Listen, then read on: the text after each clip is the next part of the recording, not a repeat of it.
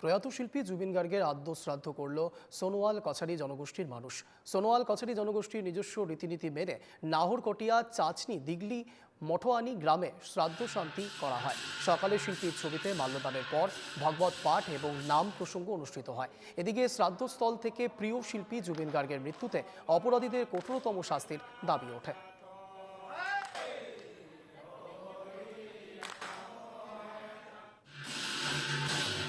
আচলতে সকলোৱে গম পাইছে যে আজি যিগৰাকী মহান ব্যক্তি আমাৰ পৃথিৱীৰ পৰা মহাপ্ৰয়াণ ঘটিছে।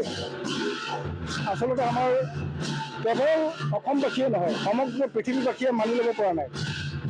এই বিয়োগ যেন প্ৰকৃত এটা দুৰ্ঘটনা বা তেনেকুৱা ধৰণৰ এটা আখ্যা দিয়া হৈছে। আৰু আমিও ভাবিছোঁ তেখেতৰ এই বিয়োগ আমিও মানি ল'ব পৰা নাই। তথাপিতো যিগৰাকী অনন্ত ধামলৈ গুচি গ'ল, তেখেতৰ আত্মাৰ সদ্গতিৰ কাৰণে আমাৰ সোণোৱাল পৰম্পৰাৰে আমি যিখিনি কৰিব লগা আছে, আমাৰ এই অঞ্চলৰ সমগ্ৰ চাচনি অঞ্চলৰ ব্যক্তিসকলে লগ লাগি আমি আজি আদ্য শ্ৰাদ্ধ উদযাপন কৰিছোঁ।